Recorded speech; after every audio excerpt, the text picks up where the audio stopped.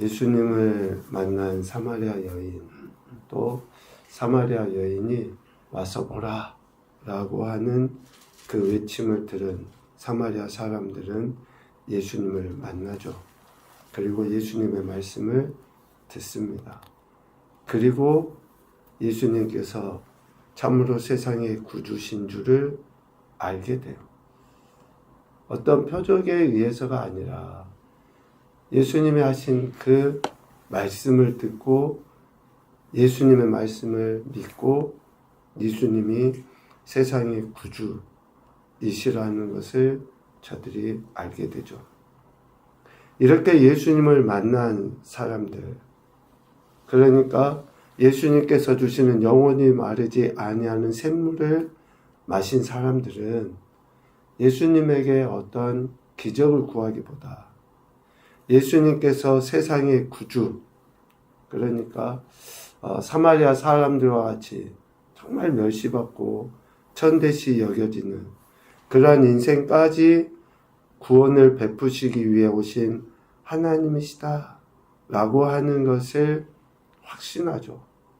그리고 또다시 다른 사람들에게 자신들과 같이 무시, 멸시, 천대받는 인생에까지 세상의 구주이신 예수님을 전하는 사람이 됩니다.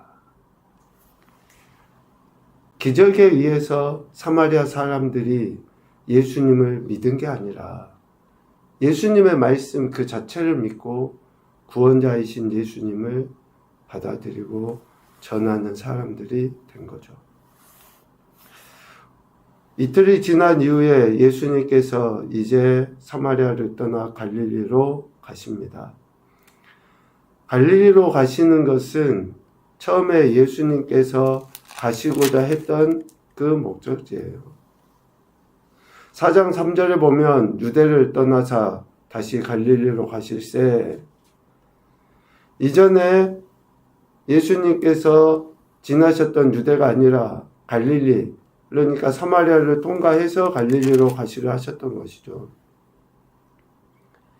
갈릴리로 가실 때에 사마리아에서 있었던 이러한 사건들, 사마리아 여인과의 대화나 또 사마리아 사람들에게 말씀을 가르치시는 그 일들을 마치시고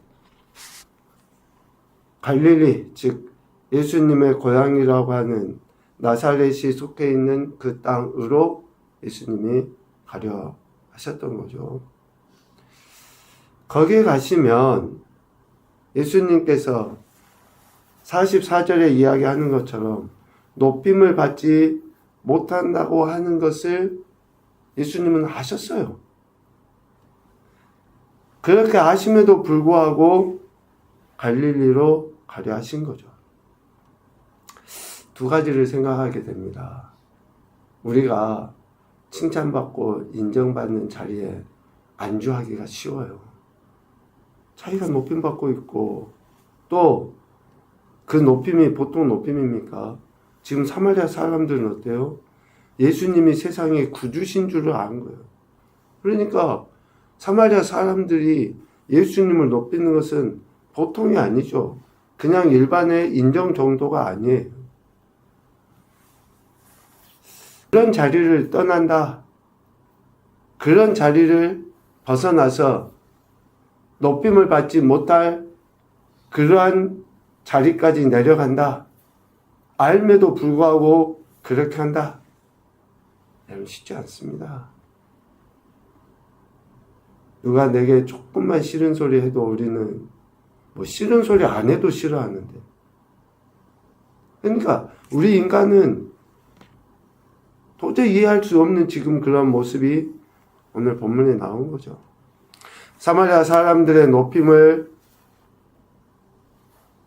뿌리치고, 그러니까 사람들이 인정해 주는 것에 안주하지 않으셨다라는 것이고, 또 하나는 갈릴리 사람들이 믿지 않을 것을 아시면서도 그 길을 가신 거예요.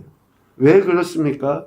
예수님께서 이 땅에 오신 목적, 하나님께서 자신을 이 땅에 보내신 목적이 뭐예요?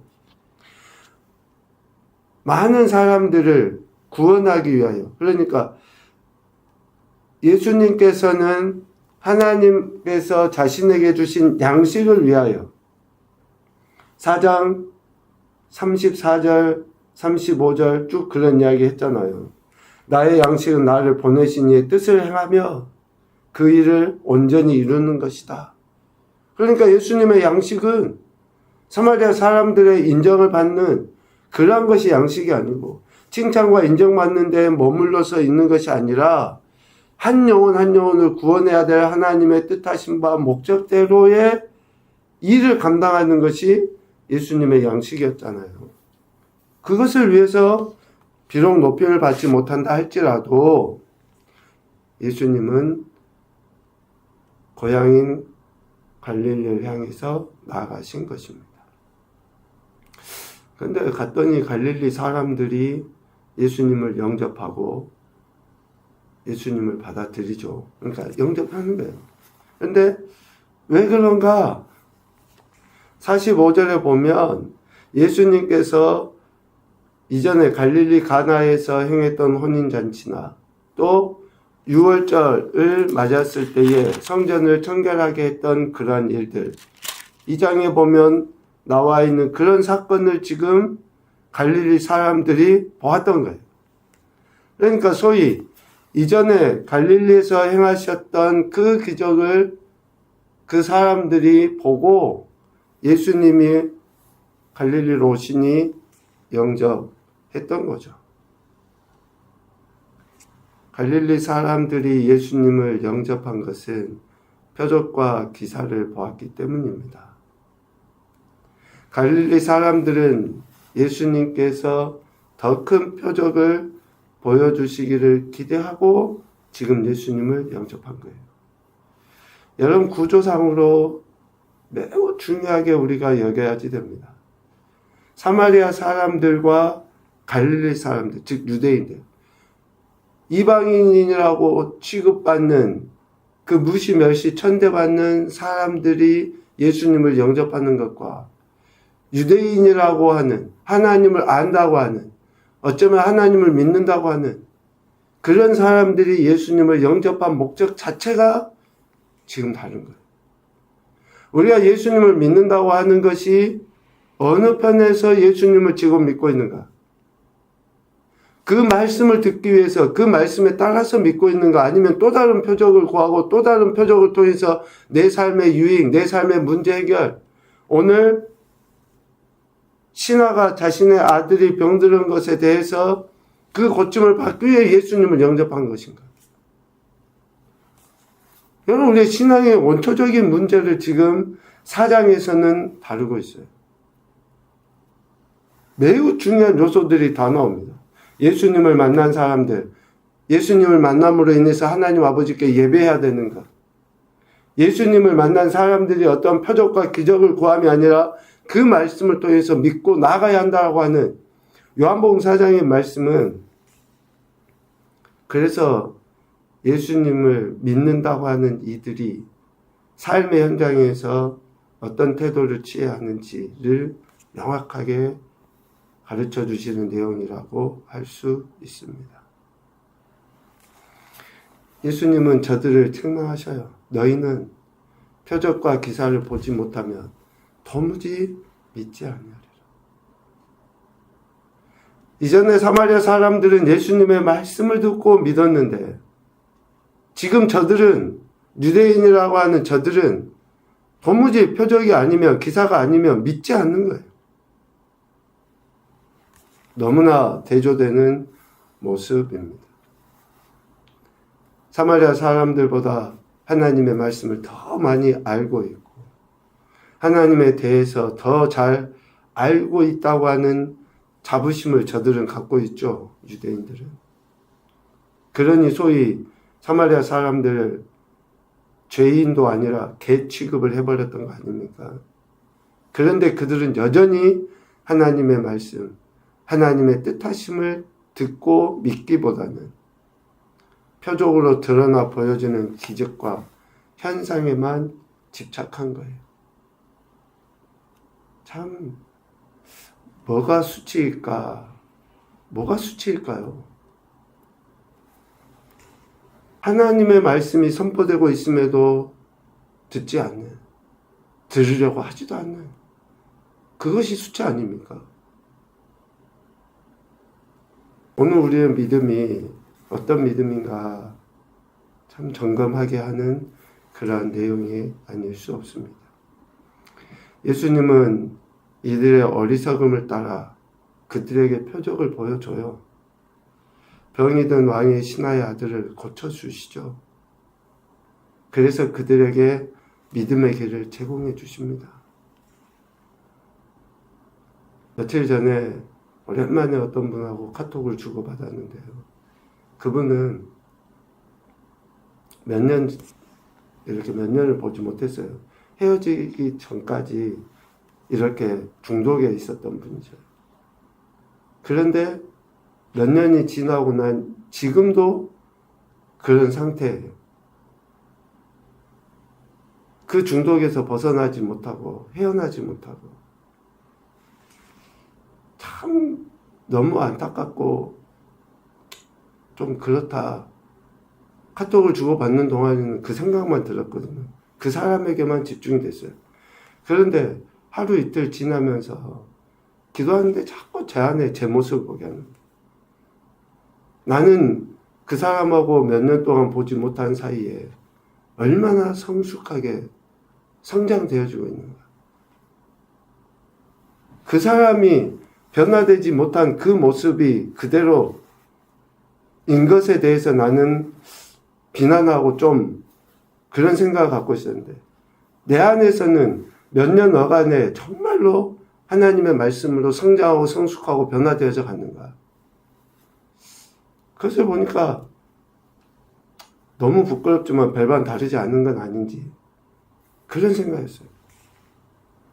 하나님의 말씀을 우리가 믿는다고 하면 그 말씀이 살아서 운동력 있고 우리의 혼과 관절과 골수를 찔러 쪼개기까지 한다고 하는 것을 우리가 알고 있다고 하면 그 말씀이 우리를 변화시키고 그 말씀이 우리를 새롭게 하는 것이지, 어떤 기적이 우리를 변화시킨다?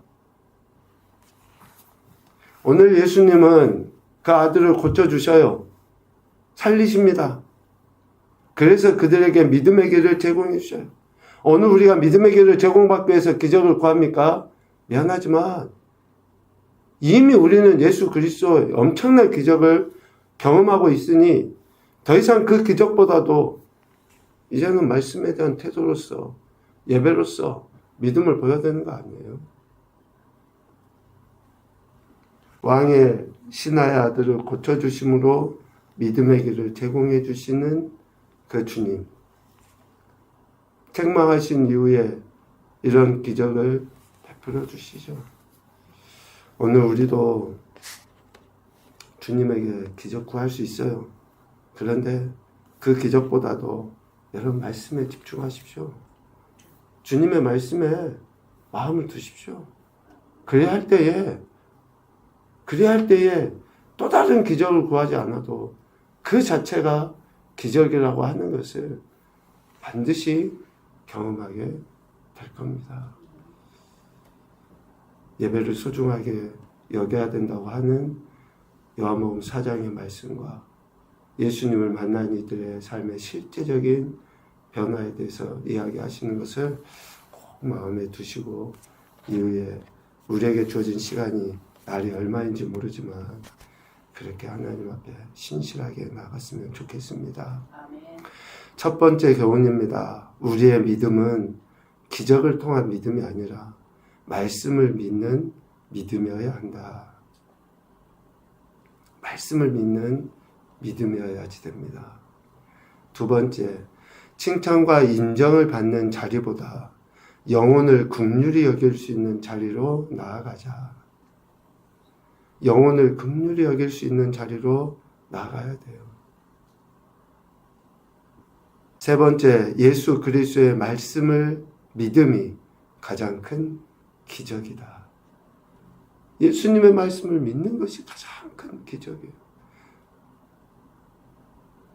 오늘도 우리에게 생명 주신 그 하나님의 은혜에 감사하시고, 생명 허락하신 것이 기적이라는 것을 우리가 신뢰하는 것을 그 주님의 말씀을 믿고 따라가는 것이라는 것을 기억하시면서 오늘도 약속하신 말씀 붙잡고 살아가는 귀한 한 날 되시기를 주님의 이름으로 축복합니다.